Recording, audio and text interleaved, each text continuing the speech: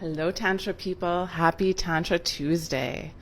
I'm coming from you today from Vancouver. I've got a little train station view for you here in the back. Oh, there you go. And I am literally moments away from stepping into Tantric speed dating here in Vancouver. And since Tantric speed dating in itself is such a paradox, I thought I'd chat with you just a little about another paradox that exists in the realm of Tantra. And this is the paradox of the divine romance between Shiva and Shakti. These two elements, principles of creation that are always together and somehow pulled apart so that they can experience themselves as other. Shiva and Shakti are like two sides of the same coin. They can't be separate, but we can see one separate from the other. And this whole world is a result of them pulling apart just enough that they appear separate. So if we were to tell a little tantric bedtime story and change names and genders of people, it might go something like this. Once upon a time, there was a boy named Shiva. And this boy was like an ocean of consciousness, an ocean of unmanifested potential. And one day, he met a girl named Shakti. And this girl was all the manifestation in the world. She was all the colors, she was all the shapes, she was all the people in the world. But without him, she was lost. She had no anchor. She was going in too many directions at once. And you, as a tantric practitioner, you have the divine mission of uniting Shiva and Shakti, of bringing these beloveds together in every moment of your life.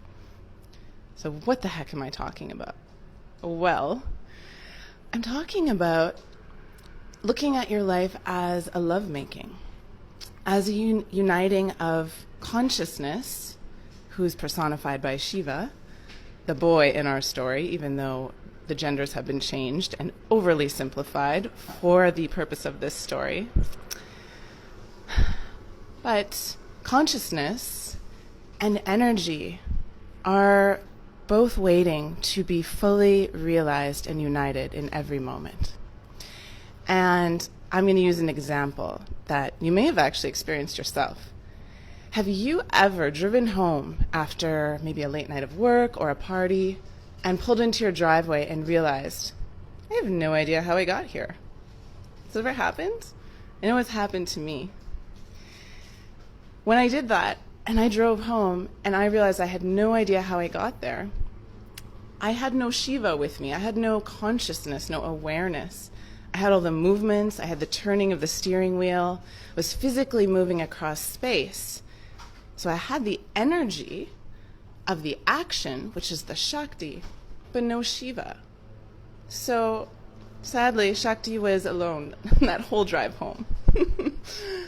The way to bring these two together is to be really fully present with every single moment that I'm driving, to feel my hands on the steering wheel, to look at the beauty of the sky as I'm driving home at night, and to feel as many of my senses as I can at once. So it's not just Shakti that gets left alone. Shiva also gets left alone sometimes. And we see this when, are you a yogi watching? Have you felt the need to withdraw from the world, be in a cave and meditate? I've felt that urge before. And it's beautiful, but it's lonely when we withdraw all of our senses, when we starve the goddess of the senses and go only inward and upward, following a transcendental path. We're missing Shakti. We're missing, right now you hear Shakti in the background. There's boats, there's planes, there's all kinds of Shakti where I am right now. And all of this is the energy of life. So if we choose to try to transcend life, the emotions, the situations, the people, and then we're leaving Shiva all alone without his beloved. So I leave you today with this thought and an invitation to make every single moment of your day a lovemaking.